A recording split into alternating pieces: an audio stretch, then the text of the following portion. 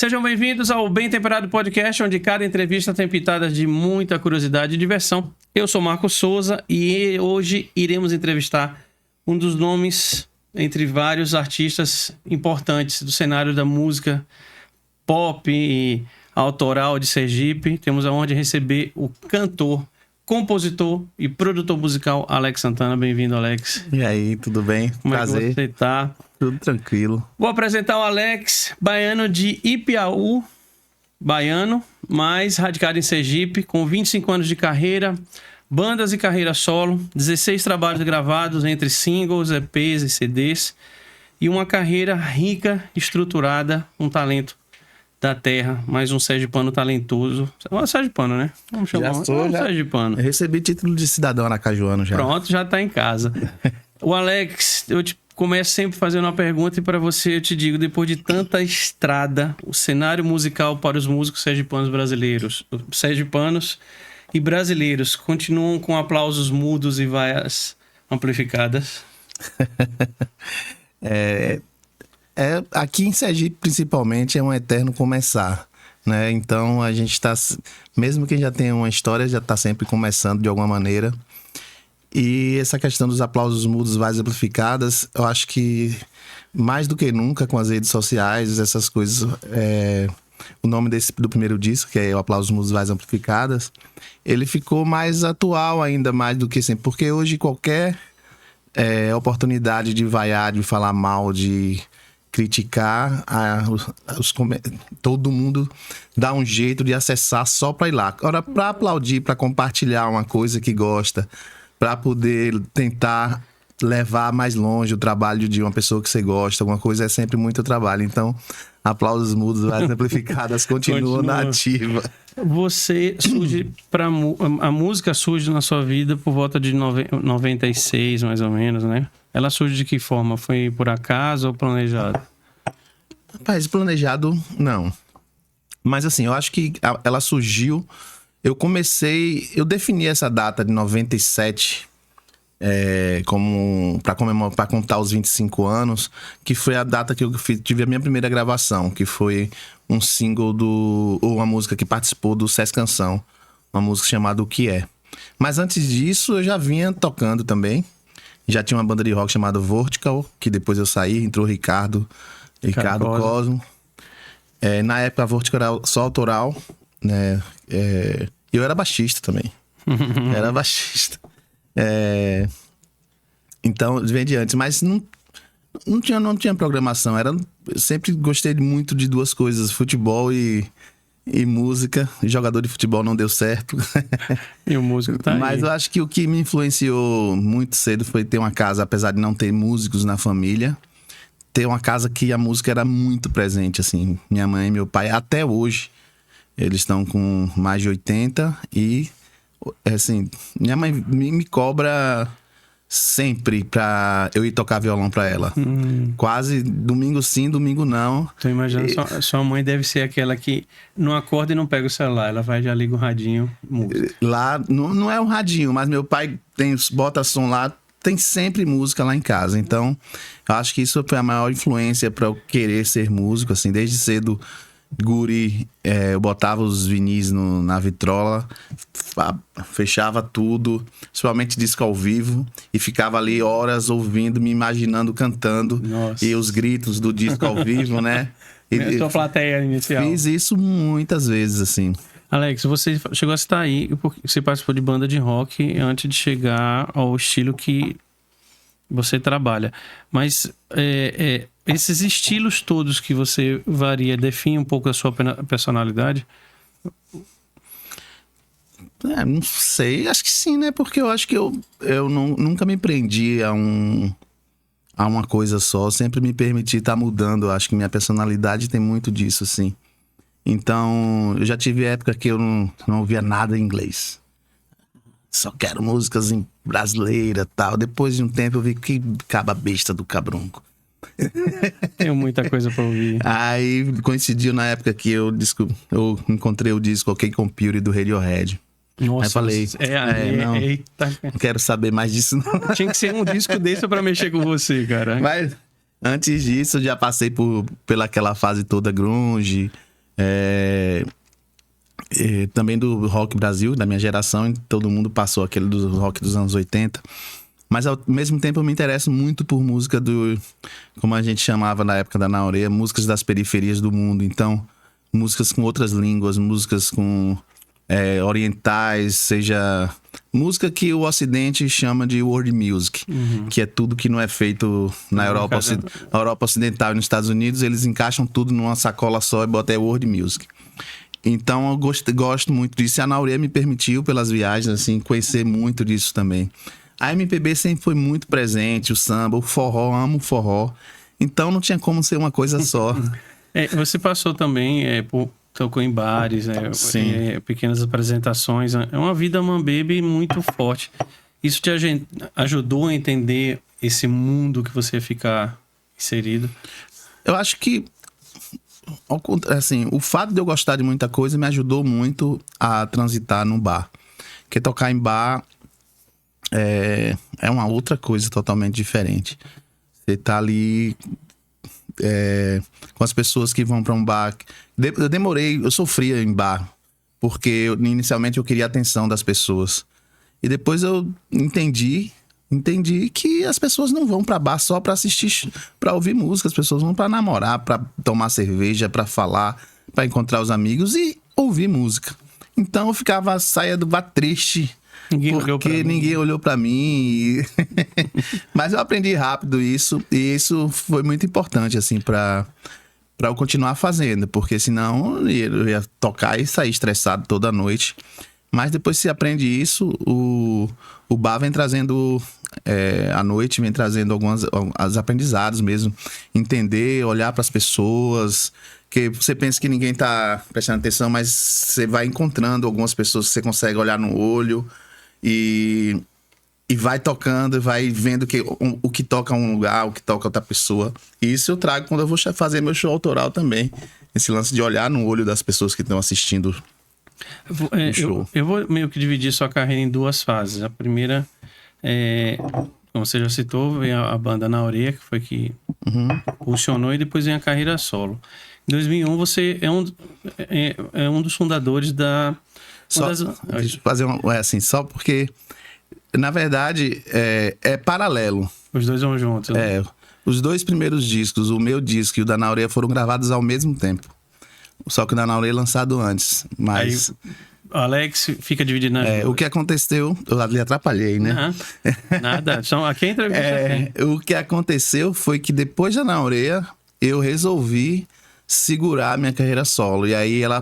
ficou parada ali um tempão. Que a Naurea tava... Isso, porque a Naurea tava... Eu sempre trabalhei com outras coisas e tem uma banda que tava me ocupando muito. Não conseguia dar conta de 2 trabalhos autorais. Mas elas foram... As carreiras... Assim, quando eu falo a carreira, a parte de gravar disco e tal, elas estavam juntas ao mesmo tempo. Ali. Essa banda é uma das mais icônicas bandas sergipanas. Reunia estilos nordestinos, sergipanos, com uma maestria absoluta. Cheia de reverência, um batuque único, que foi um momento bem interessante do cenário sergipano. Como surge essa junção? Que tinha você, tinha o Márcio, tinha o Patrick Torquato, juntou um grupo de músicos perfeitos, né? A Naurea, desde do início, principalmente Márcio, a gente... sabia muito bem o que ia fazer, mesmo antes da gente saber fazer aquilo que a gente queria fazer.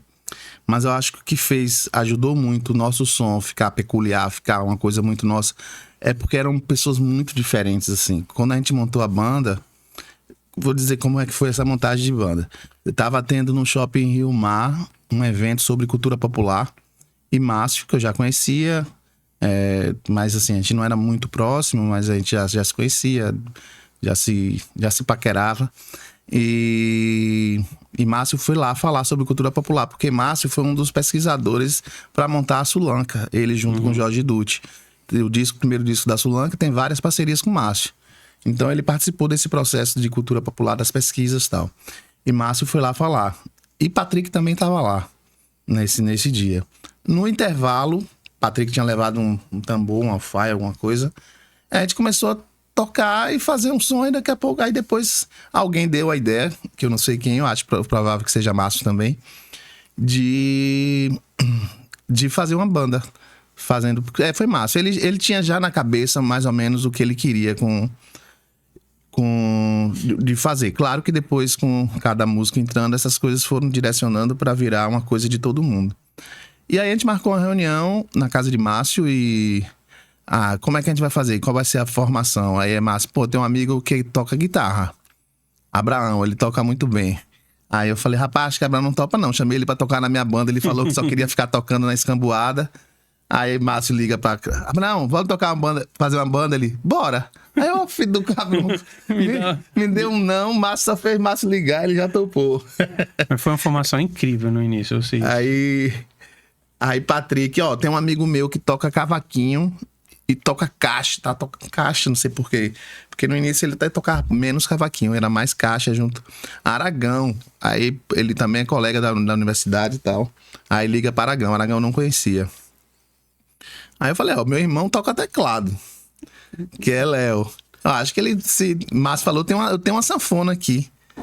Léo toca teclado, acho que ele pode topar essa de tocar sanfona. Ligo pra Léo topo. Foi assim, rapidinho a gente montou a banda e 15 dias depois a gente tava fazendo um primeiro show só com música autoral. 15 dias. 15 dias. Foi a coisa mais doida do mundo. Agora também há 24 horas aquilo fluiu, né? A gente, aqui em Aracaju, desse lance dos aplausos mudos, vozes amplificadas, a Ana Aurea depois foi melhorando tecnicamente. Realmente no início era muito caos.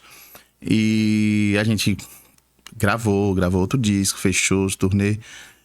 Não teve uma resenha de um show que a gente tenha feito, que algum jornalista tenha ido ver esse show e fez uma resenha. Sempre era o release do que ia acontecer, mas ontem a Ana Aurea fez um show assim e tal. O primeiro show, que foi uma doidice, sem ensaio, sem nada, saiu na Folha da Praia, destruindo o Ana Aurea, dizendo que era Cauê, até Cauê, o jornalista que escreveu, aí saiu destruindo, mas no final ele dizia que a ideia era boa, mas só precisava ensaiar. Aí a gente falou, se a ideia é boa, então tá tudo certo. Você falando isso, eu vou dar o meu testemunho. A impressão que dava é que vocês nunca tocavam ensaiado, porque cada show era um show, era aquela coisa de... o que deu ali na hora, que era muito louco. Falando, vocês lançam em 2003 o primeiro CD com o título Circular Cidade ou Estudando Plágio. Naquele momento vocês saem com um disco. Como é que o público recebeu o que vocês tinham proposto naquelas músicas? Porque, só uma coisa, mas sai um disco, cara, esse negócio ficou sério. E era uma época que não se tinha muitos discos sendo lançados, disco de fábrica e tal. A gente foi muito bem recebido. Acho que o público em Aracaju sempre abraçou a gente muito, assim. A gente não tem o que reclamar. As gravações também de algumas músicas como o Bonfim ficaram... Sexta-feira do outro, Bebo Menino Cachorro e Doido Não Pode Me Ver. Algumas músicas que a gente gravou e as pessoas aceitaram e gostaram, e o disco esgotou rapidamente. Depois a gente assinou com um selo de São Paulo e lançou de novo mais outras coisas. Mas, assim, foi muito, muito bem aceito. Esse título, Circular Cidade Estudando Plágio, porque tem uma coisa interessante na arte desse disco, eu acho massa. Porque inicialmente ia ser só Circular Cidade. Aí, por causa de Tom Zé, que todo mundo fã de Tom Zé, que tem o Estudando Samba, e Tom Zé tem um disco com defeito de fabricação, que ele fala da estética do plágio, que ele fala que acabou todas as possibilidades da escala diatônica, acabou a era do compositor. Ele falava isso em 98. Acabou a era do compositor, agora é a era do plágio combinador. E aí a gente pega essa ideia e todas as músicas a gente bota lá, Bebo Menino Cachorro e Doido, aí bota lá, plágio de não sei o que, embaixo. Já diz qual é o plágio. Estão evitando o processo. A gente foi dizendo os plágios. Claro que não eram plágios mesmo, assim. Tinham 2 plágios de verdade, porque a Peleja de Lampião contra 007, a gente fez uma música em cima... um pedaço. Não, pegou a música de 007 mesmo e fez uma letra em cima. E tem uma música chamada... Como é? Forró do Bom, que é Ask Me The Smiths, né? Só que é Oxi, Oxi, Oxi do Bom. E aí a gente bota parceria, Márcio, Dona Leitinha e Morris. Eu não sei se você ouviu na época, mas o jeito de vocês tocarem, principalmente era uma banda de 2 vocalistas, você e Márcio de Dona Leitinha no vocal, que é uma sintonia ímpar na época. Não sei se chegou a vocês dizer que vocês eram Tia Sofia Sergipano. Não chegou. Sabe por quê? Porque cada um, mesmo sendo a mesma banda, quando você tava cantando era um jeito, e quando o Márcio entrava era outro. Você tinha 2 bandas em uma com uma estrutura única. Ah, massa. E aí era o Tia Sofias do jeito deles. E assim, era muito louco essa mistura que vocês tinham no palco, né?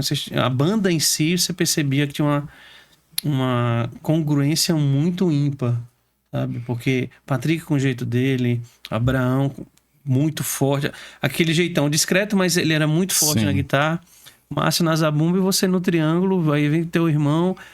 Era juntar as neuroses de todo mundo, porque vocês não eram calmos, né? Vocês eram agitados. E eu acho que as nossas deficiências como músicos, com exceção de Abraão, eu nem boto Léo nessa exceção, porque Léo, como sanfoneiro, era exceção também. Se ele estivesse tocando teclado, ele segurava, com certeza, ele ia estar nessa exceção de músicos. Os outros todos estavam ali. Eu estava aprendendo a tocar triângulo, Márcio aprendendo a tocar zabumba, Patrick aprendendo a tocar aquilo também que ele tocava, que ali era um surdo de escola de banda, de escola marcial, que ele virou transformou num tambor. O Slipknot veio copiar depois. Esse primeiro show da Naurea, Léo fez tocando sanfona e depois ele descobriu que tava tocando com uma sanfona invertida.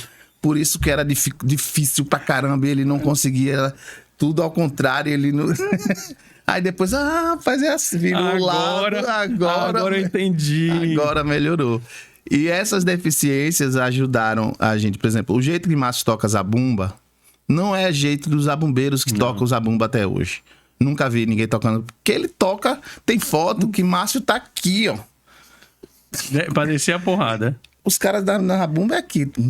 Ele tá... Pum, pum. Também acaba o show, ele tá morto, mas ele aqui, descendo a madeira mesmo, assim. Então... Isso tudo foi formatando o nosso som também. E o seu jeito no triângulo também não era um triângulo de pé de serra. Não. Era um triângulo pra música ali. Isso. Você falou das músicas e todas as músicas você tinham sacadas absurdas, mas eu separei 2 que eu acho são as minhas prediletas. Álcool, Acetona e a Peleja de Lampião e 007. Como é que surgem essas letras com tanta história? Porque Álcool, Acetona, aí vocês botam um canto de roda no meio. E Lampião é a cara da Naurea. A Alcacetona é uma parceria de Márcio e Patrick. E eles chegaram no ensaio já com essa música pronta, assim. Márcio fez, acho que começou, e Patrick... não sei dizer, não vou ser injusto aqui dizer o que cada um fez, não. Sei que eles fizeram juntos e já chegaram com essa música pronta. Eu acho... Eu canto essa música, porque Márcio compunha mais do que eu na Naurea, né? Márcio era meio louco, todo dia ele tava com música nova, nunca vi alguém compor tanto assim. Depois que eu conheci Julico da Debaixo, que eu vi que ele é assim também, compõe só peste. Eu componho, mas não tanto igual os dois assim. Então Márcio tá sempre compondo, sempre mandando ideia. E a Peleja de Lampião contra 007 surgiu no ensaio mesmo, assim. Uma das poucas, assim, que surgiu no ensaio. Ou eu compunha a música e levava, ou o Márcio fazia e levava, ou o Márcio mandava ideia pra mim, a gente fazia as parcerias, ou o inverso, mandava pra ele, mas junto a gente acabou compondo pouco.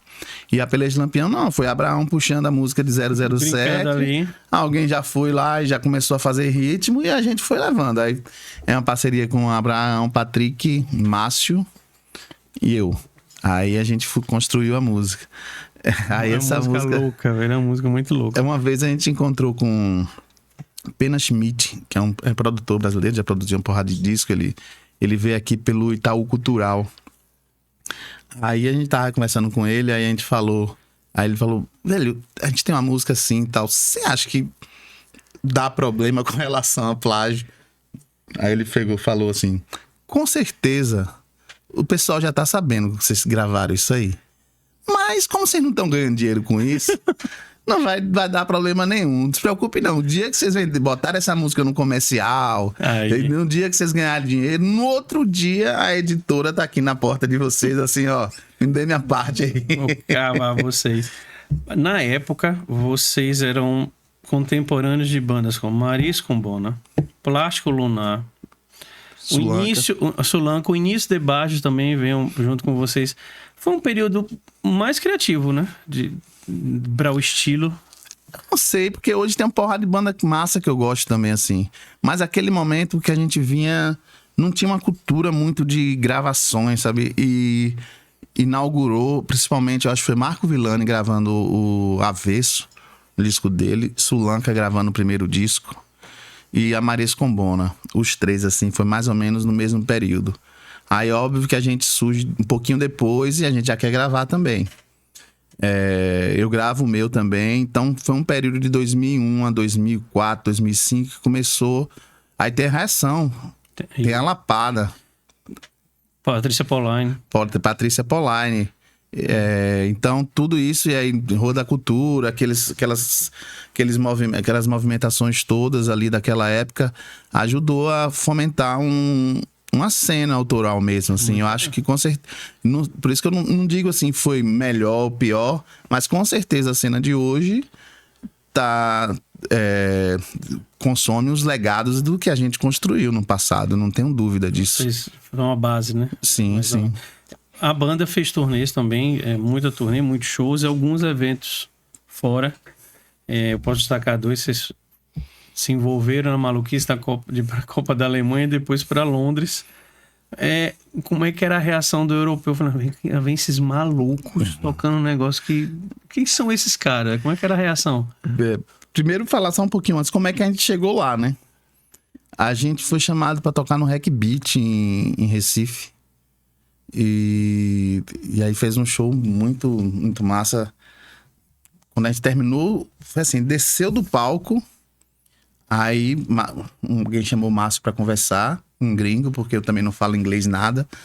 Aí tava lá conversando, daqui a pouco o Márcio vem, velho, a gente foi convidado pra tocar na Alemanha, num evento da Copa do Mundo.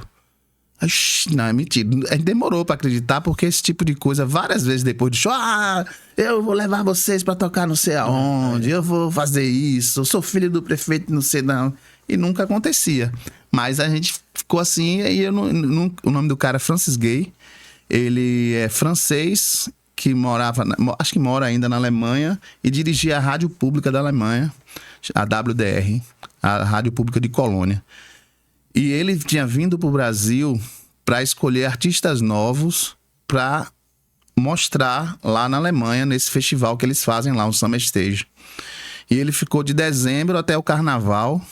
Rodando e procurando. Gente. Isso, e no Carnaval ele foi pro Rec Beat, tava em Recife também no Porto Musical, que acontecia uma semana antes do Carnaval, e ele falou que foi a melhor coisa que ele viu, e ele levou, foram duas bandas daqui do Brasil, Roberta Sá começando, e a Naureia. E a gente, é claro que a gente encheu a cara festejando lá no Carnaval de Recife.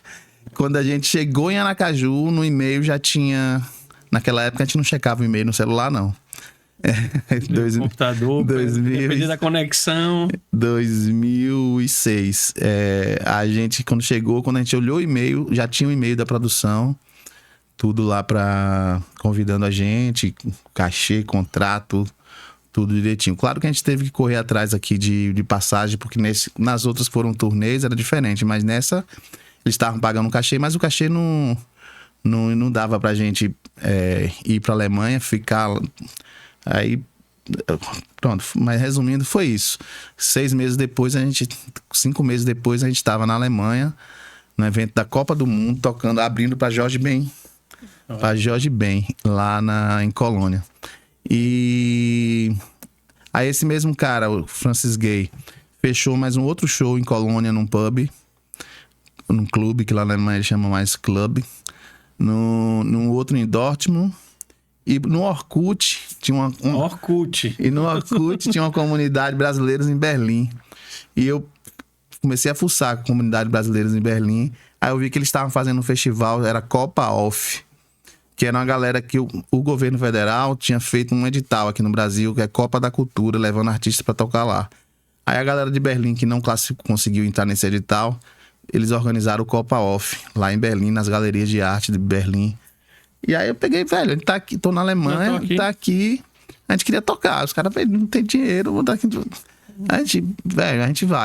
A gente já tá aqui, a gente vai. Manda a gente cerveja pra nós, a gente tá dentro. Pegou o dinheiro que ganhou nos outros cachês, alugou uma van e foi pra Berlim. E graças a esses 2 shows, no show de Berlim, o cara de uma agência chamada Agents for Music foi assistir o show da gente lá e fechou o contrato para outras turnês no ano seguinte. Mas voltando para responder a sua pergunta sobre os gringos lá. Tem uma coisa, o pessoal gosta muito de música. Eles não precisam saber dançar o que a gente está tocando para eles dançarem. Eles gostam muito de música, então... O ritmo da frequência. Eles começam a dançar e vai tocando uma música dançante e é contagiante o som da Naurê. Então eles, assim, a gente foi muito bem recebido e a gente quase, com exceção desse show do Summer Stage, que tinha muito brasileiro, a maior parte dos shows que a gente fez não foi para público brasileiro. Eles não entendiam a letra, nada. Não. Ia na melodia. A gente foi muito bem recebido em todo lugar. Países mais bacana. culturais são mais receptivos, né? Para trabalho. Quem tem um contato dia a dia com cultura entende melhor, né? O Brasil tem uma coisa estranha. O pessoal gosta muito de dançar. Mas tem umas coisas que a gente nunca conseguiu entender. Porque, por exemplo, rock no Brasil deixou de ser uma coisa dançante. Rock era dançante. O blues era dançante. As pessoas vão pro show de blues e fica todo mundo assim, parado, olhando. Show sertanejo fica parado. Então, tem várias músicas, as pessoas, a não ser que seja uma quebradeira mesmo, tal, que aí o povo dança, mas tem muito show que em outros lugares o povo dança no show de blues. Cada um dança do seu jeito. Do seu jeito, acho que aqui fica esperando uma coreografia, talvez, alguma coisa. Mas lá não, o pessoal dançava e isso era massa. Pra gente encerrar essa fase na Nauria, essa passagem pela Nauria, vocês têm um registro muito bonito, muito rico, que eu acho, que é o Sambaião Vivo. Tá, inclusive, no YouTube para assistir. Foi gravado na saudosa Rua da Cultura, com a participação de vários artistas. Foi, não comparando a tocar na Europa, mas fazer um show, um DVD gravado com participação de vários, Genival Lacerda, tanta gente. Foi o maior momento de vocês, ou mais emocionante ou marcante? Isso não sei dizer se foi o maior, mas se foi um dos que mais deu trabalho, deu. Foi coisa assim de maluco. Eu e Márcio na produção, na época era a gente mesmo que produzia, não tinha ninguém trabalhando na produção. A gente correu muito pra fazer aquele... Porrada de coisa deu errado, mas que chegou pessoas queridas, como o Júnior Fontes, que é um cara que trabalha com audiovisual aqui, que chegou junto... que a empresa quer fazer, abandonou a gente 3 dias antes. Aí Júnior, vamos fazer, liga pra não sei quem em Salvador, traz o iluminador de lá. Aí vem, foi uma coisa assim, foi que tinha que acontecer mesmo. E deu muito trabalho, mas a gente ficou muito feliz com aquilo ali. Assim, pra quem conhece e acompanhou o show da Naurê, eu não tava nesse, mas assisti, pra montar a pauta da sua entrevista, eu comecei a ouvir, escrevendo e ouvindo tanto sua carreira solo como a da Naurê, e aí apareceu esse show. Primeiro, a Rua da Cultura, que é uma pena, a gente não tem mais isso. Até aproveitar a nova gestora da cidade, vamos trazer de volta esses espaços culturais que a gente tinha. E a Rua da Cultura é um espaço que nunca deveria ter fechado. Deveria ter sido mantido pela prefeitura como um patrimônio. Ali muita gente se apresentou, muita gente surgiu, mas é muito bonito aquele, porque a energia que estava do palco era a mesma que estava lá embaixo. Era uma conexão. Foi demorado, cansativo, porque Cada música daquela a gente gravou 3 vezes, assim, e as pessoas mantiveram a energia lá. Toda vez que a gente começava como se fosse a primeira. Foi emocionante aquilo, foi emocionante. Eu cantar com Genival Lacerda foi uma das coisas mais emocionantes, assim, porque a gente era muito fã de Genival Lacerda. A gente se juntava pra ficar ouvindo Genival Lacerda e Clemilda. Comprava os vinis e era tomando cerveja, ouvindo Genival e ouvindo Clemilda. Então, quando ele topou participar, não cobrou nada pra vir. A gente pagou passagem aérea, hotel, bababá, mas ele não cobrou nada pra vir. E veio numa simpatia, querendo mesmo participar. Foi emocionante. Assim como o Silvério Pessoa, Isaá, DJ Dolores. Dolores já era mais próximo, porque ele é daqui de Sergipe, né? Mas Isaá também, Silvério. Então, o resultado pra gente... E ficou muito bom, assim, o resultado de técnico também. Tudo o que a gente podia ter feito, a gente fez. E acho que entregou tudo ali. E a gente, por exemplo, o DVD nosso, tem muita gente na Europa que tem. Quando nas turnês seguintes, a gente levou muito DVD pra... E as vendas de DVD e CD que bancavam porrada as gasolinas, as cervejas, e bancava várias coisas. A gente nem mexia nos cachês. Porque vem todo show... O que a gente não podia nem botar muito, porque tinha vários shows. Tinha que estar vendendo. Cada show a gente tinha uma quantidade pra vender e a gente vendia tudo, assim. Então tem muita gente que viu o nosso DVD por aí no mundo. Mudando, assim, é muito comum, mesmo que você tenha o trabalho feito, como você disse, você fez o trabalho paralelo, vocalista de uma banda e carreira solo, mas é muito comum uma pessoa de uma banda, principalmente vocalista, seguir uma carreira. Em 2018, você inicia a carreira 100%. 100% Alex. Mas antes você já tinha lançado 2 CDs e 3 EPs. Nessa 3 fase. EPs e um CD. Um CD.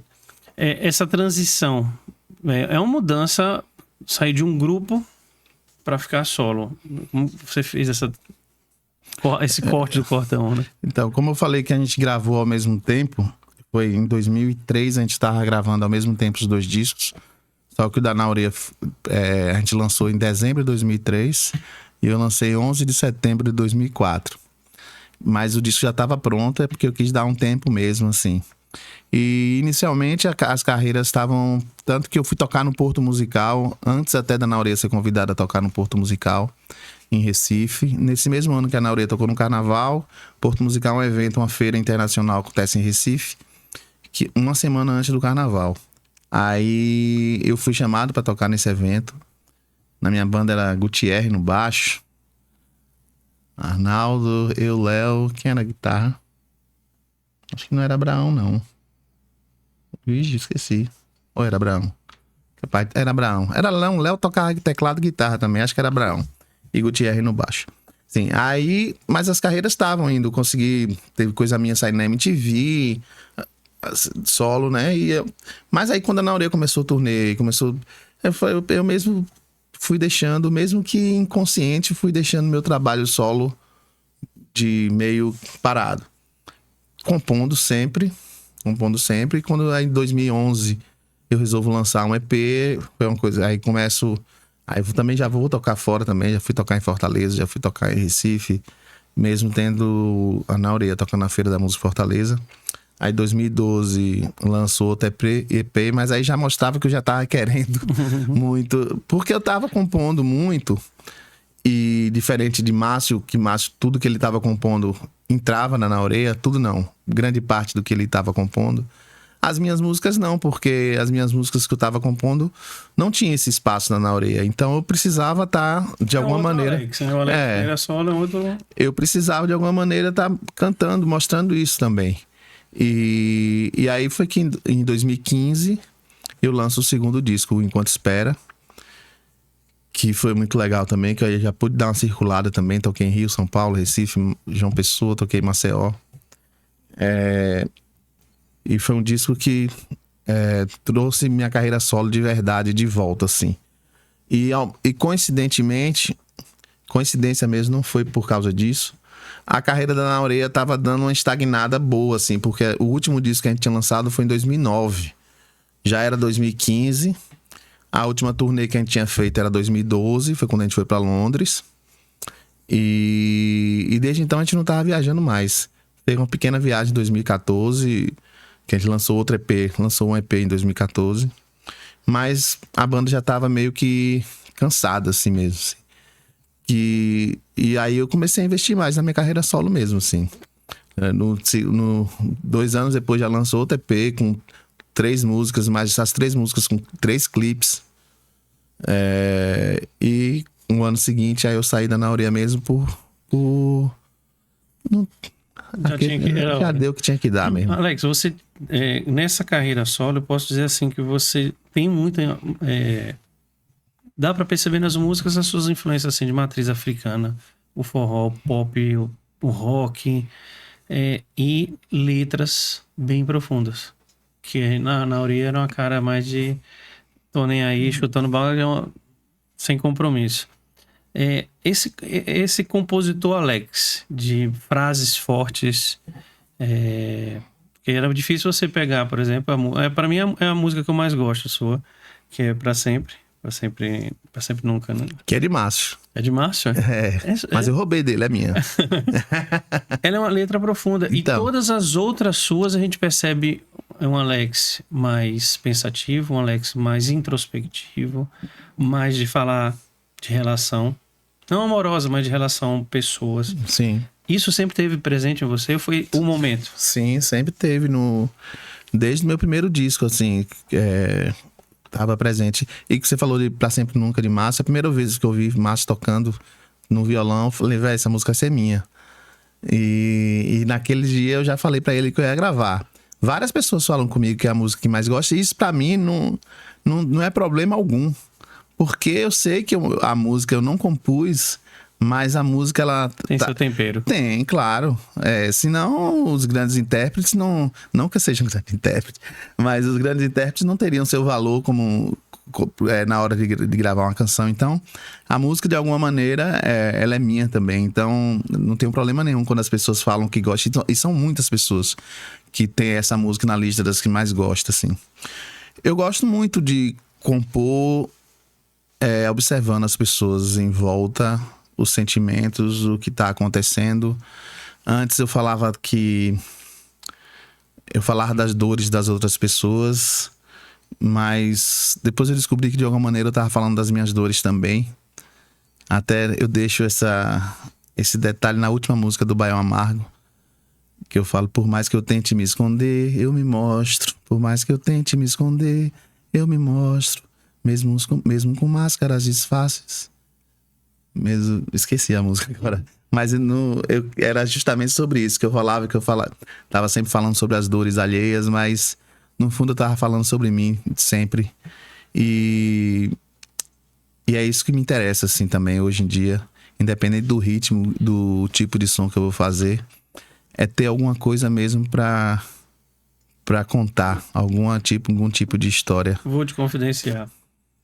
Eu adoeci em 2015. E tive uma doença não grave, mas mexe. E uma transição.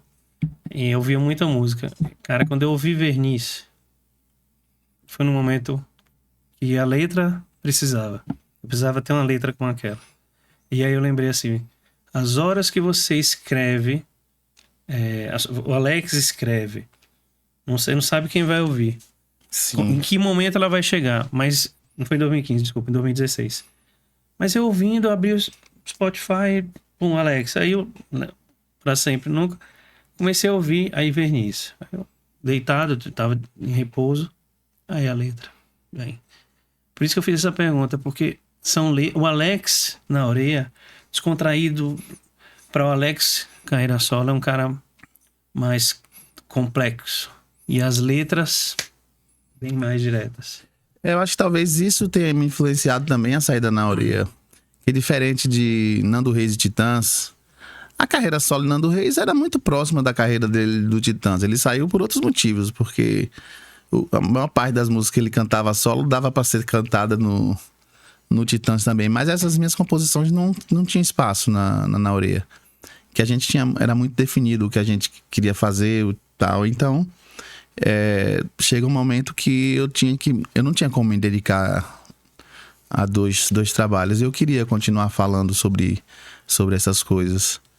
Tanto hoje em dia eu consigo dar uma vazão também compondo para a Banda dos Corações Partidos, que também tem um tipo de letra mais profunda, vamos dizer assim. Não, eu até acho que eu acho que a Naureia, o fato de ser música festiva, às vezes esconde um pouco algumas reflexões importantes. Mas tem muitas músicas que é só brincadeira mesmo, mas tem outras que a gente leva outros tipos de reflexões. Mas não cabia, as minhas músicas não cabia na Naureia. Eu posso dizer que nessa música específica são 2 palavras, são 2 frases curtas, que para mim são muito fortes na época minha. O cimento endurece, tudo é questão de tempo. Porque foi uma mudança radical na minha linha profissional. E quando eu tava assim, vou fazer o quê? Aí tudo é questão de tempo. Faça a sua base, do cimento vai endurecer, construa sua... É bem nisso que você fala. E nos Corações Partidos a gente ainda vê isso, Sim. né? Apesar de que é um projeto apadrinhado por você, paralelo com o que você faz, do Alex mesmo. Né?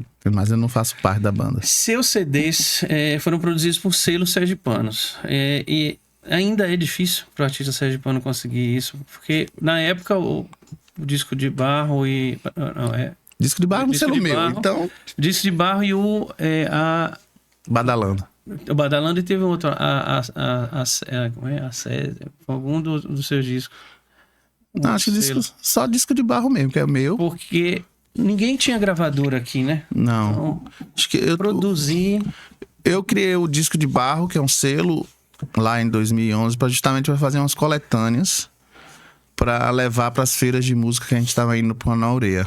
Porque às vezes não dá para... eu quero levar a música de Sergipe, mas era muito difícil levar uma ruma de CD. Você encontra um produtor, tá aqui fazendo o seu network e depois fala, toma aqui mais 20 CDs aqui de música de lá. Era muito mais fácil a gente pegar aqui uma coletânea e mostrar, aqui tem um pouco da música lá de Sergipe e tal, pá. E a gente eu fiz a coletânea Music from Sergipe. O nome em inglês era sempre porque a gente tava buscando coisa de mercado internacional mesmo. E o Serigi All Stars, que depois virou minha produtora, e antes disso era um coletivo, mas nasceu como uma coletânea. O Serigi All Stars também tem disponível no Bandcamp, quem quiser baixar. As 2 coletâneas tem disponível para download. Aí eu continuei com o selo Disco de Barro, mas só como um selo para lançar as minhas coisas mesmo. Eram as coisas da Naureia, os meus trabalhos, os Corações Partidos. Plástico Lunar também lançou, ou seja, meu, de Léo, de Anne, que é minha esposa.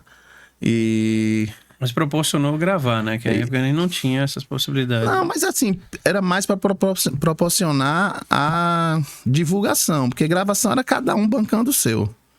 Não tinha... Hoje sozinho produz em casa, né? Banda. Mas o selo ajudava nisso, nessa promoção, de escrever em festival, de ajudar a levar as coletâneas e mostrar e falar. Então teve outras bandas, como acho que o Cabedal lançou também pelo Disco de Barro. Teve muita gente, assim. Você lançou, além dos EPs, os CDs, Aplausos Mudos, Vaias Amplificados, Baião Amargo, Enquanto Espera e o último, Encruzilhada. 11 anos aí, de primeiro para como é que é o Alex nesses 11 anos? De 2004 primeiro para 2015. Por isso que o nome do disco é Enquanto Espera também, porque foram músicas que eu fui juntando enquanto esperava para lançar esse segundo disco. O que acontece, o primeiro disco normalmente é uma coletânea do que a gente vem compondo na vida.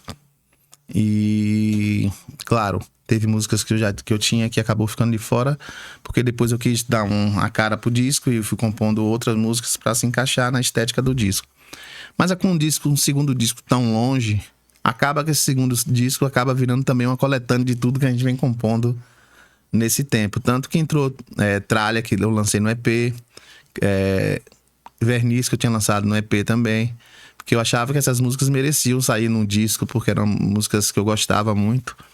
E então, mesmo elas tendo saído no EP há uns 3 anos antes, elas entraram no disco. Então, gravar esse disco, o Enquanto Espera, foi muito importante.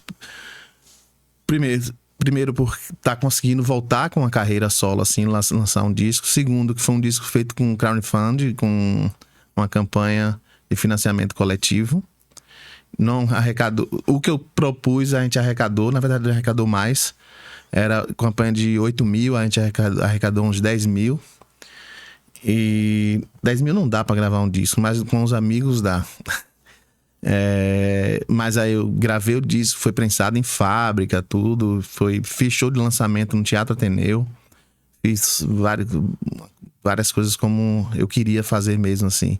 Eu acho que foi o segundo, não foi o pontapé inicial, mas foi o segundo pontapé para que a carreira solo voltasse a andar mesmo, assim.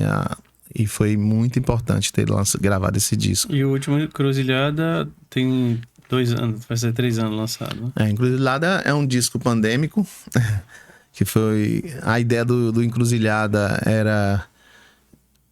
Inicialmente não tinha nem muita ideia com relação a Encruzilhada, Exu, a nenhum tipo de coisa mais religiosa.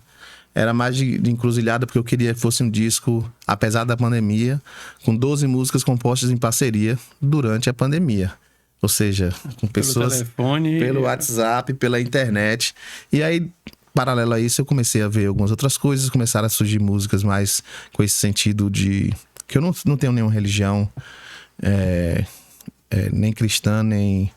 afro, nada disso. Mas começaram a surgir algumas coisas assim, e eu gostei muito e me tocou algumas parcerias assim. Eu falo, começaram a surgir canções que Acabou Tristeza, uma música que eu fiz a melodia e uns amigos fizeram. Alessandro Dornelos, é um poeta de Uberaba, e Michael Mundoca, que é outro poeta do Pará. Então a música a gente fez aqui, um cara no Uberaba, outro cara no Pará. E essas encruzilhadas realmente aconteceram no disco, com parceiros Rodrigo Maranhão, no Rio de Janeiro, Junior Black em Recife, participação do maestro Biratã Marcos, que é o tecladista da Baiana, pianista da Baiana System. Ele que produziu uma música também do disco. Então foi um encontro muito importante, assim, que naquele momento foi crucial para fazer o disco acontecer. Numa época que muita coisa foi produzida dentro de casa, né? Isso. E com muita simbologia pelo momento. Sim, né? sim. O Alex também compõe para outras pessoas. Essa é diferente? Não. Seu feeling? Eu gosto mesmo, eu gosto de compor para outras. Ouvir minhas músicas em outras vozes, para mim é muito emocionante. Não sei dizer se é tanto quanto eu cantar. Talvez aquele refrão você não imaginaria com você, mas quando escuta na outra voz, você fala, caramba. Poxa, tem várias músicas assim que quando outra pessoa grava e canta, eu falo, pô, que massa. Caramba. Fico muito feliz, assim, de verdade, assim. O Alex já dividiu o palco com Tom Zé, Ana Vasconcelos, Mundo Livre, Zé Cabaleiro, Paulinho Mosca. Muita gente. Dá um frio na barriga. Sempre dá. E olha que no meu release não tem com quem a gente dividiu com que eu dividi com a Naureia, né? Foi com muita gente, assim. Mas nada me deu tanto frio na barriga quanto Tom Zé. Porque eu sou muito fã de Tom Zé. Ele é previsível, né? No palco. Mas eu tenho uma história muito massa, assim, de Tom Zé, que era um projeto MPB Petrobras, que normalmente a estrutura vinha uma banda de fora e um artista local abre com show voz e violão. Aí quando eu fui convidado, eu falei com o pessoal da produção, velho, Tom Zé, eu vou fazer voz e violão. Não pode, que não pode mexer no palco. Aí eu consegui adaptar, não usei bateria, montei uma formação com violão, sanfona, tuba, uma linha na frente assim do Teatro Tobias Barreto. Pra não encostar em nada. Pra não mexer na estrutura de Tom Zé.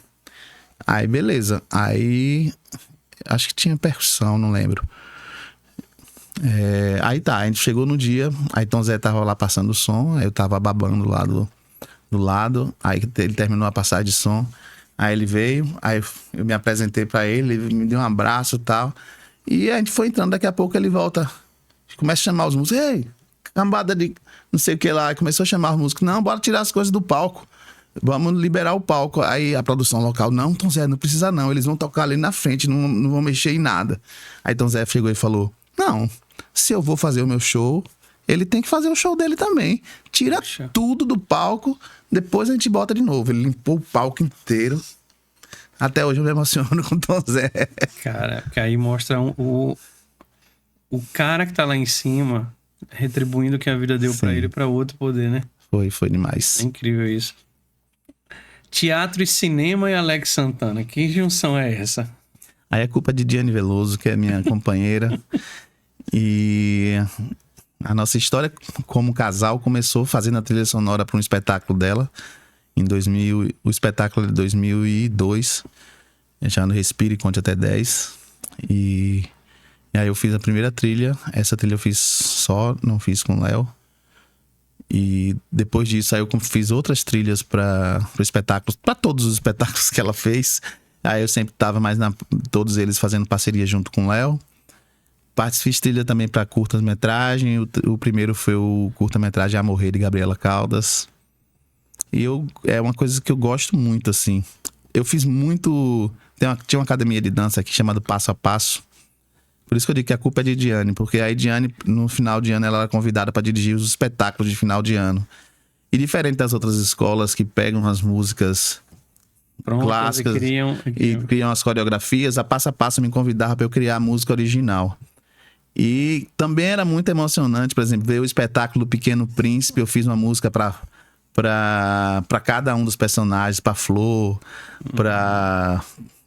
para o Pequeno Príncipe, para cada um eu fiz uma canção original, a gente gravou, entregou, dava para virar um disco daquele. Eu fiz o espetáculo O Mágico de Oz, também tem canção para todos os personagens, canção inicial, abertura, final, tudo gravado. É diferente, né, Alex? Porque uma música para um show, a música tá ali, mas uma música tipo para um filme, uma trilha de filme, a música tem que, além de ser música, ela tem que participar da cena, né? Porque na verdade, ela faz ambientação, né? O principal é que ela funcione na cena, né? E aí tem um negócio importante, é a vaidade de artista. Você compõe a música, acho que fiz uma música muito massa, vai mostrar e a pessoa fala, pô, é bonita, mas não é isso. Não era isso que eu tava pensando, aí você tem que falar. Vai fazer. O que eu posso dizer? Vou aproveitar essa música em outra coisa. Mas diferente disso, você se diverte nessa parte também, né? É doloroso pra mim, mas eu me divirto depois com o resultado. Esse ano eu tenho 2 curtas pra fazer trilha e um longa-metragem. Pela primeira vez. O longa-metragem já tô nervoso desde quando eu fui convidado.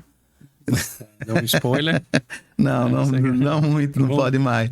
Mas já é o spoiler lá, já dizer que dessa trilha sonora.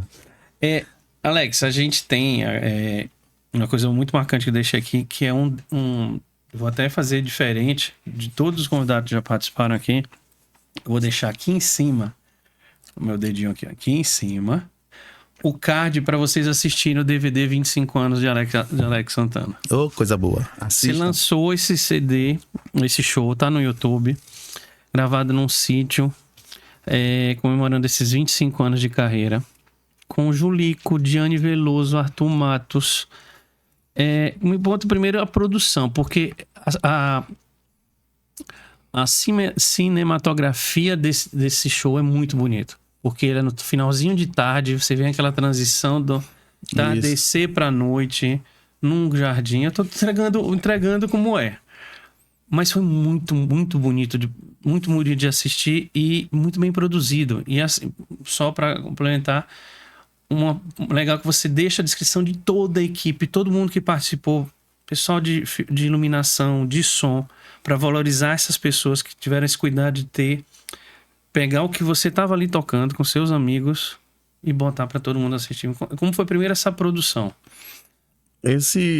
Para poder viabilizar, é o tipo de coisa que a gente só consegue com algum tipo de lei de incentivo, porque audiovisual é caro, né? E durante a pandemia, ironicamente, foi o período que a gente teve mais verba para produzir com a lei Aldir Blanc, né? Então eu aprovei o disco Encruzilhada e na verdade eu aprovei um show que não me obrigava a fazer aquilo, era para fazer um show. Aí eu fiz um show, filmei, virou DVD e lancei um disco ao vivo. E essa parte do audiovisual só é possível graças ao pessoal da Ruliman Filmes, que é Baruch Blumberg, que dirigiu essa gravação ao vivo. Ele tinha dirigido o meu clipe Insônia, que é um clipe muito bonito também do EP, que também chama Insônia, de 2017. E foi uma coisa assim, foi uma produção, como minha irmã também trabalha como... Assim, você ter amigos talentosos é fundamental. Minha irmã é uma produtora audiovisual de mão cheia, assim. Também tá trabalhando em filme, trabalha com publicidade, trabalha... Então, eu lancei as ideias e ela conseguiu viabilizar junto com a Ruliman Filmes. Naquele momento a gente precisava de um local que desse pra gente ter um espaço, porque já era um período que a pandemia tava ficando mais leve, mas ainda não tinha vacina. Tinha a primeira dose, talvez, eu tinha sido vacinado por causa da obesidade e eu trabalhava na Secretaria de Saúde. Então fui vacinado.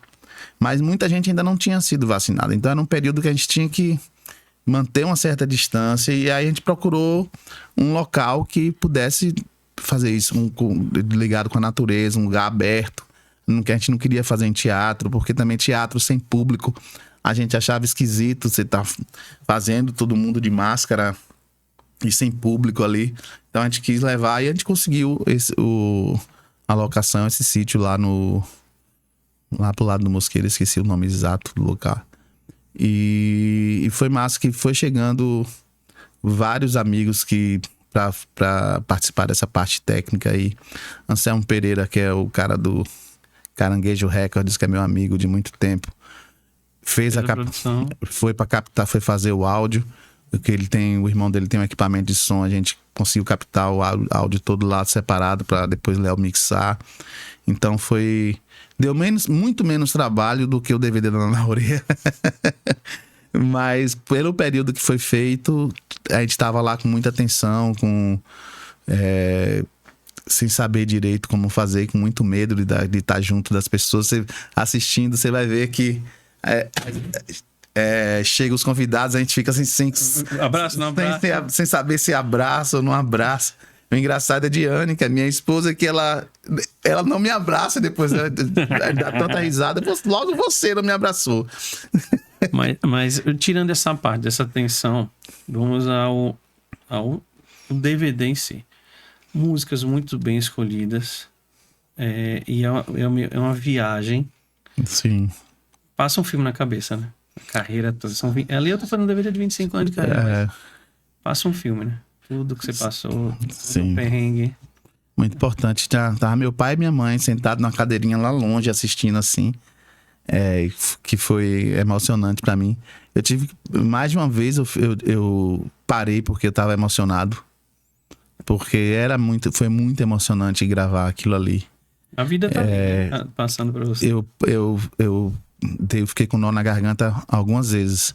Eu falei pouco pra não ter que parar toda hora que eu tinha que falar de alguém, eu tava ficando emocionado. Tirando Diane, que é suspeita. Sim. Mas a participação de Julico, a participação de Arthur,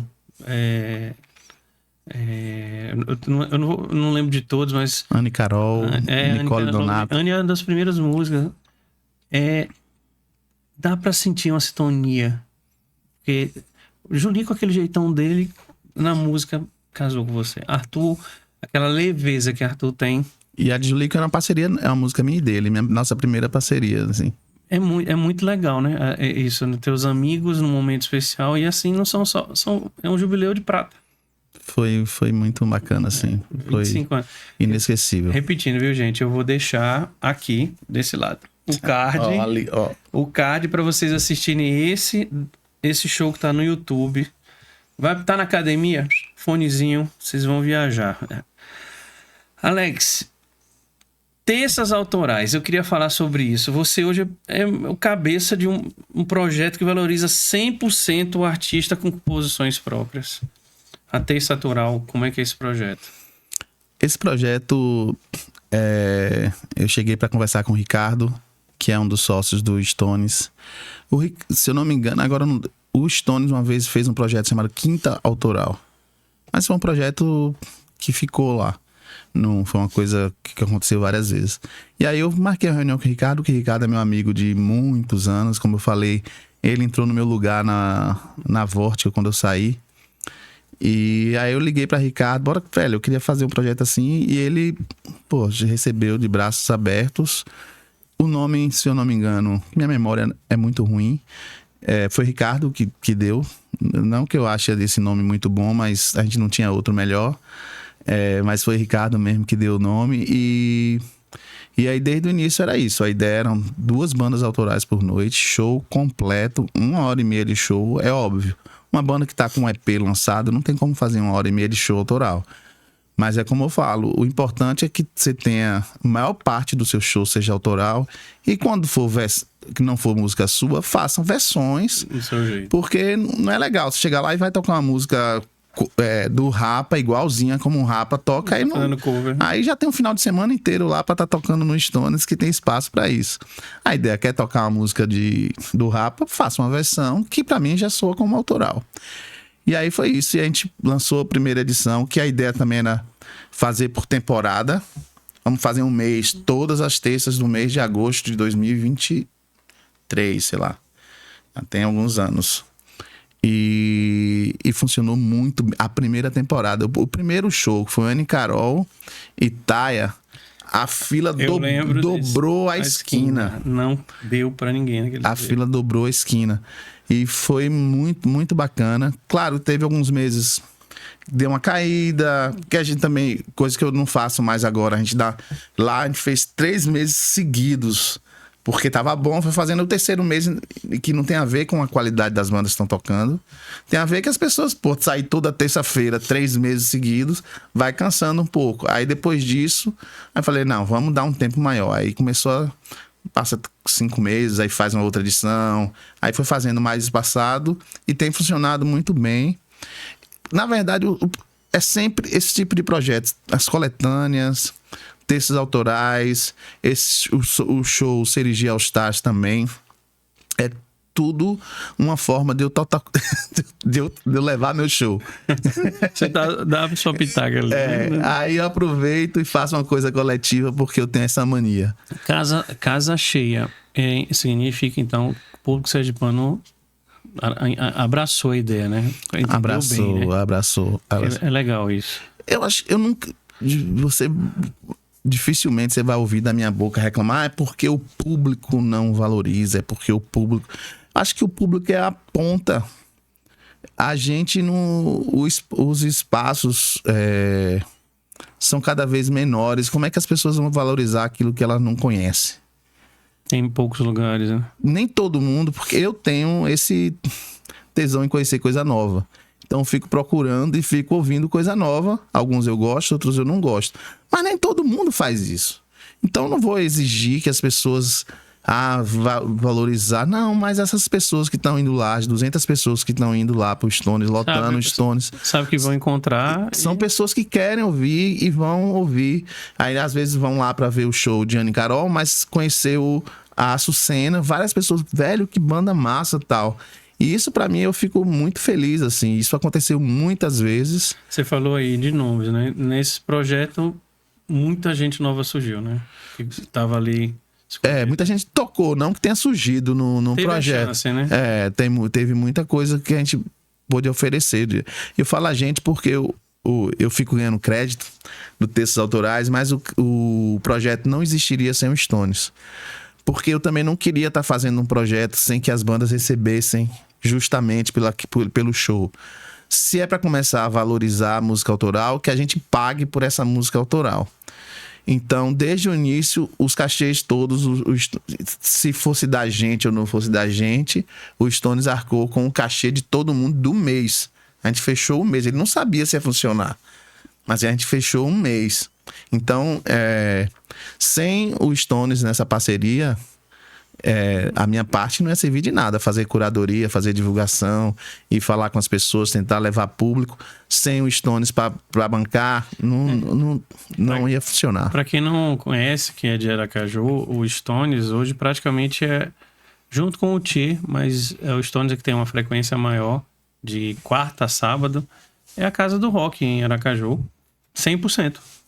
E rock, pop e de abrir espaço. O Ricardo tá na veia dele. Sim, né? sim. Tá na veia dele, ó, das antigas de 2000, antes de 2000 já e dá os parabéns a Ricardo por dar esse espaço, porque é tão difícil hoje o espaço, né?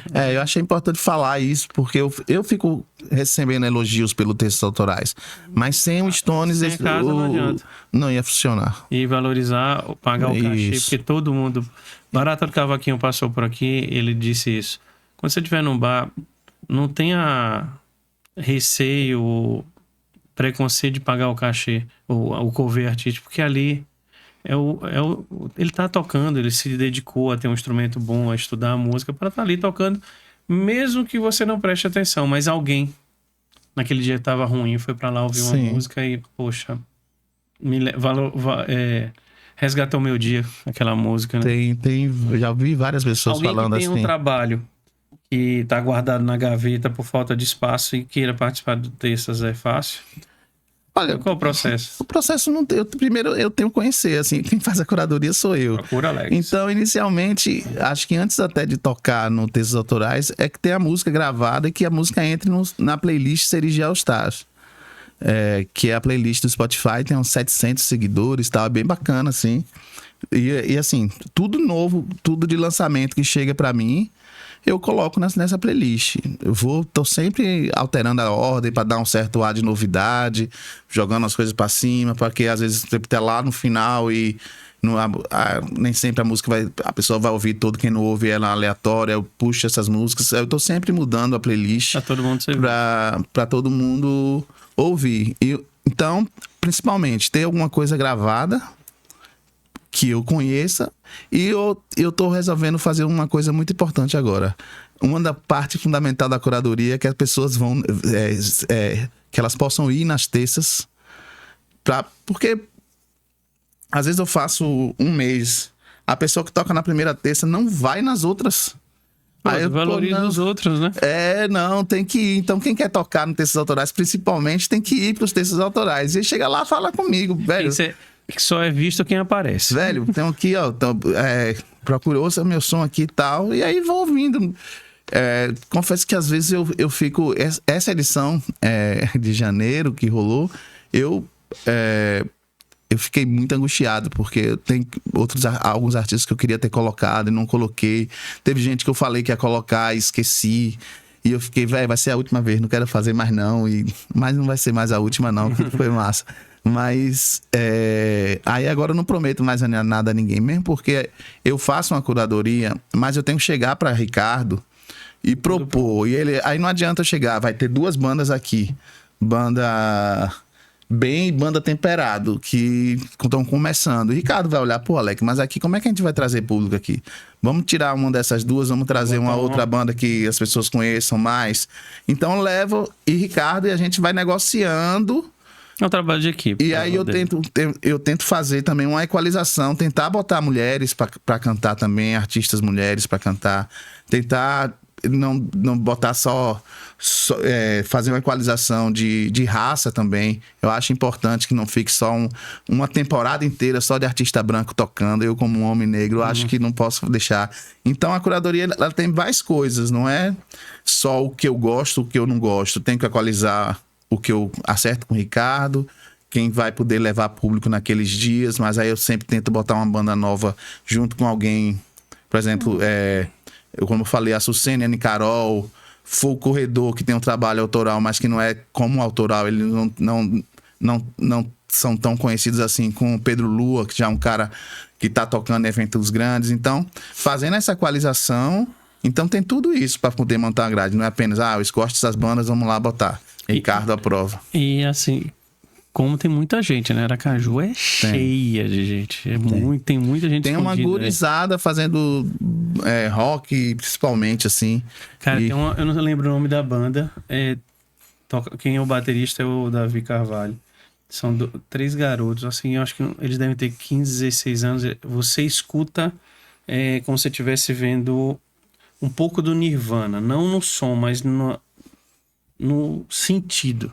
Quando o Davi me contou a idade dos caras, eu falei, só isso? É um guri de 15 anos, velho. Teve uma banda que tocou de guri mesmo, assim, os caras, não, um pouco mais velho do que isso, que é... A banda antes era Amagatos, depois virou Helva, e agora, porque já existia uma banda Helva, eles tiveram que mudar de nome de novo. Mas os caras, os meninos tocam pra caramba, velho. Tocaram num textos autorais, acho que foi na última edição, assim, e foi muito bacana. Alex, como é que as leis de incentivos estão conseguindo ajudar artistas que estão fora da bolha? As leis que foram feitas por causa da pandemia, a Aldir Blanc e posteriormente a Paulo Gustavo, foi fundamental, assim, para muita coisa que aconteceu aqui. Porque a gente era um estado, um município que não tinha lei de incentivo nenhuma. Então, o Baião Amargo também foi um disco que eu lancei com crowdfunding também. Aí eu já arrecadei 20 mil já.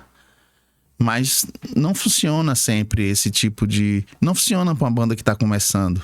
Como é que uma banda que está começando vai conseguir arrecadar dinheiro para fazer? Então, é fundamental ter um investimento. E ter um investimento em cultura é investir no Estado. Os estados que investem em cultura tem retorno, gera emprego, gera turismo, gera muita coisa. Tem muita pesquisa que prova isso. Então, com essas leis... Mas o problema é tanto Estado como município não pode, porque a Paulo Gustavo tem mais 5 anos, né? Por lei. Ou Aldir Blanc tem mais 5 anos, ou 4 anos. Então, não sei, mais 4 anos de leis de gente gravando, fazendo turnê e bababá. Isso é muito bacana. Mas depois de 4 anos, o Estado precisa ter seu próprio investimento. O município precisa ter seu próprio investimento. Há muito tempo atrás, na época da Naurê, a gente foi selecionado no Itaú Cultural, que era uma gravação de um DVD lá em São Paulo, participar de uma coletânea, era uma porrada de coisa, mas depois a gente foi selecionado só para coletânea, entrou na coletânea. Depois de um tempo eu encontrei o Natali, que é o cara que tá no Itaú Cultural até hoje, e ele falou, velho, senão ele tem um quadro que ele em Aracaju, um cara pintou no nosso show e vendeu para ele, é um show da Naurê, vocês estão na minha sala. Vocês só não foram para gravar o DVD porque a gente precisava que o Estado entrasse como parceria. A gente entrou no Estado. Na época era aquele secretário de Cultura de João Alves que gostava muito de música clássica, esqueci o nome dele. E ele falou que em Sergipe não tinha música popular, não. E não, aí era pra gente já ter gravado no DVD antes, em São Paulo, no Sesc. E a gente não foi porque a gente não tinha uma lei aqui que pudesse financiar a ida para São Paulo. Você está falando uma coisa que é interessante. A próxima tivemos a entrevista aqui com o Márcio Vasconcelos, que é da SESI, da Associação Comercial, para revitalizar o centro, trazer o comércio de volta para o centro. E aí, como eu falei, poxa, se trouxesse de volta a Rua da Cultura, as pessoas vão para o centro. É um prédio antigo. Essa história. Sergipe tem praias, massa. Tem um pouco de história, massa. Mas arte tá... Beto Pezão no artesanato, a música. Um dos patrimônios de Sergipe, para quem não conhece Sergipe, Clenilda. Gente, isso a gente tem hoje, vou te contar uma coisa. Show do Frejá, inaugurando a ampliação do centro de convenções, ele para o show para falar de Bajos. De Bajos foi citada na Rolling Stones como The White Stripe brasileiro. Nós temos uma banda, nós temos agora a cereja do bolo, um ganhador de Grammy chamado Mestrinho. Gente, Mestrinho, quando ele surge, eu conheci Mestrinho com a citação de... esqueci o nome dela, cantar Amorosa? Não. A Vanessa da Mata? Vanessa da Mata, citando Mestrinho. Depois o Mestrinho, não, de Sergipe. Aí, gente, ele é filho de Edivaldo Carira. Como é que a gente vai juntando quantos de artistas que a gente tem Gente, valorizar, patrocinar não só Estado, empresas. Exato. Patrocinem. Você tem aí a Lei Rouanet para usar. Para trazer artistas para artista, traz turista. Turismo faz o Estado crescer, faz o Estado ser conhecido, receber verba, né? É isso aí. E falando de centro da cidade, eu amo o centro da cidade, sabe? Eu sinto falta de coisas pro centro. As pessoas, é difícil levar as pessoas pro centro da cidade. E hoje em dia tem um lugar que se você não foi, já fica o convite, procura a agenda. Também é outra pessoa que pode trazer aqui para entrevistar é a Freedom, a loja de Silvio da carne crua, lá no centro da cidade. Eu fui agora esse final de semana, já toquei lá. Eu acho maravilhoso, é um lugar pequenininho do tamanho desse estúdio, a loja.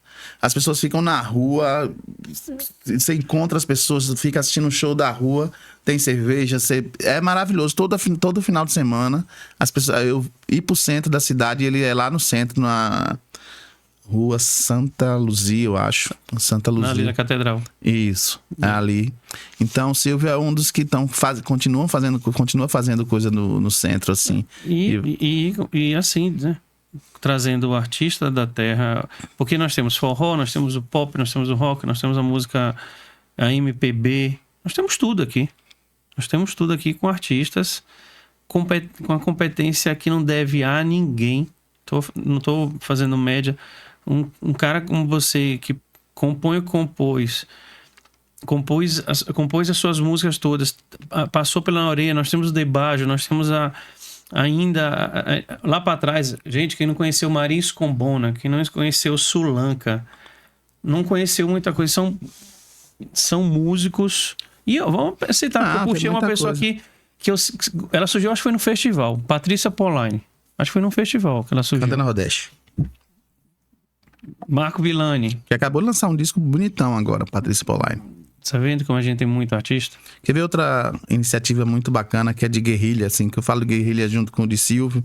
É gente que tá fazendo porque quer fazer mesmo, porque nem tá ganhando dinheiro ou muito dinheiro com isso. Que é o Bob Lelis com a Rural do Forró também, assim. É muito massa, ele para a Rural dele, rolou esse final de semana lá na praia, junta as pessoas e vai forró. Vai juntando. Hoje em dia ainda a gente já tem a segunda do turista, que rola forró lá na Rua de São João, mas durante muito tempo o país do forró só tinha forró no Cariri. Você fazia propaganda de que era o forró, o país do forró, e o turista vinha aqui. Um bar só.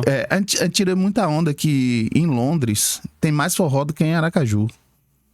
Pô, a gente conheceu 3 casas que rolam forró toda semana.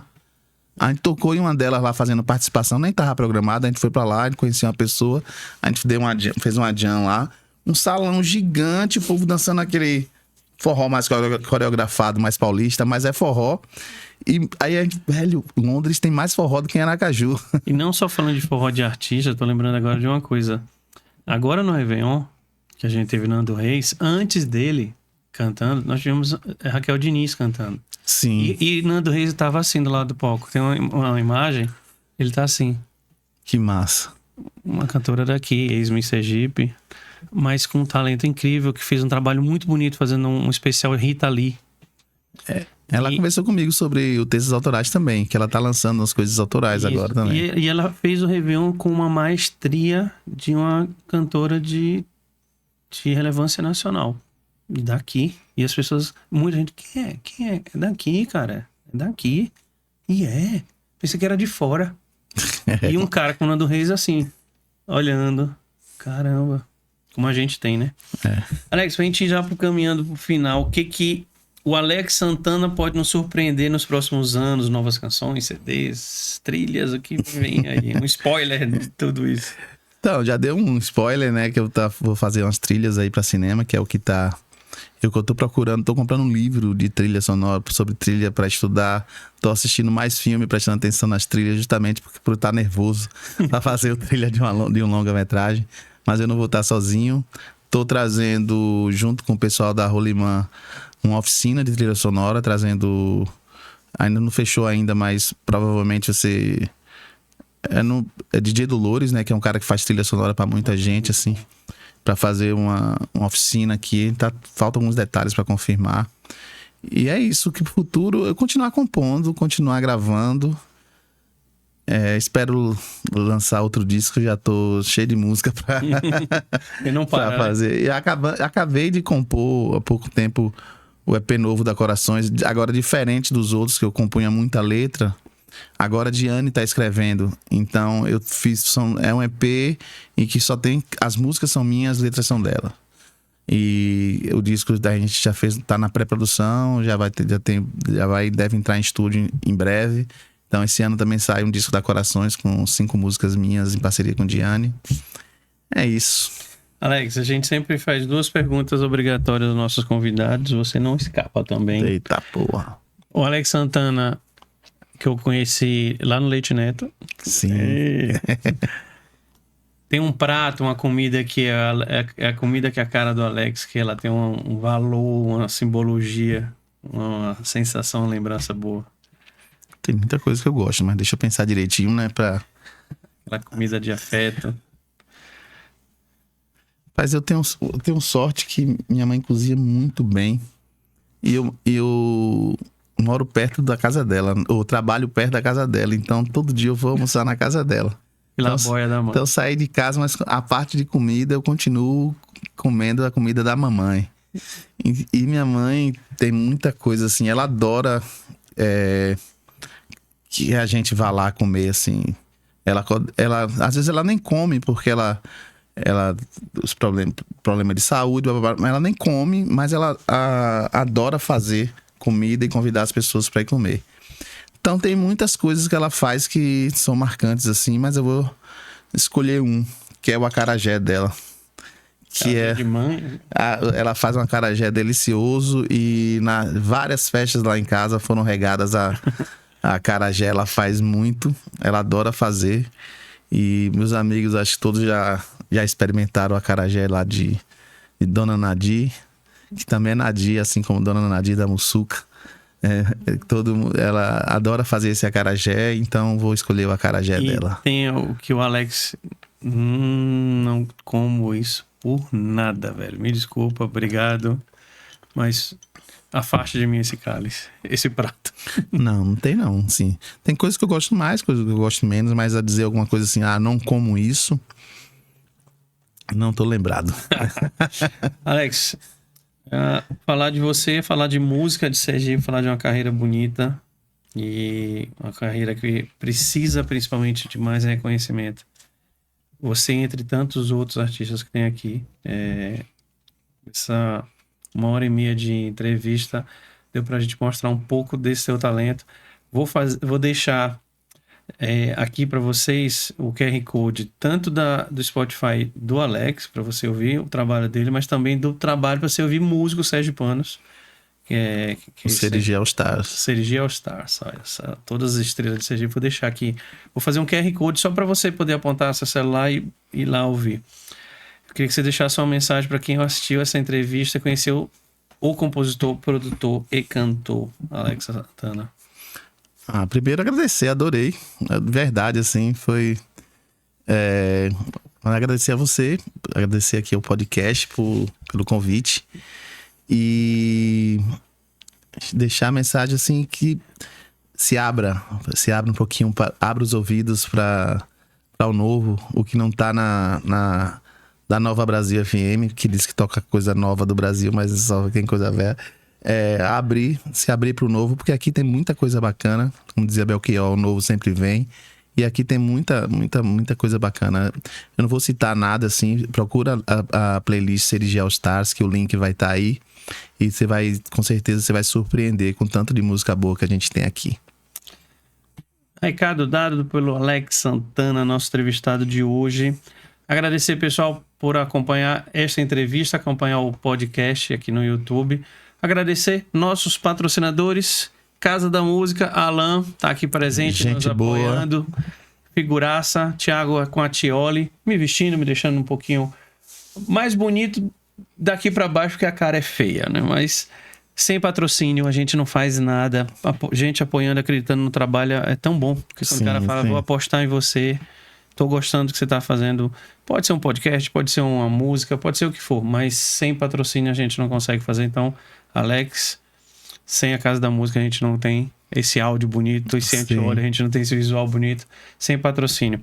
Então você vai lá, comenta essa entrevista, deixa seu like, se inscreve no canal, fala para todo mundo assistir a entrevista lá do Alex, vai lá, assista o DVD 25 anos do Alex, tá aqui o card. Lindo de vocês, é lindo de assistir. E chega uma patroa, faz uma comidinha e fica ali assistindo no sábado à noite. Reencontro vocês, como eu sempre digo, numa próxima entrevista com um bate-papo bem temperado. Valeu, pessoal. Obrigado.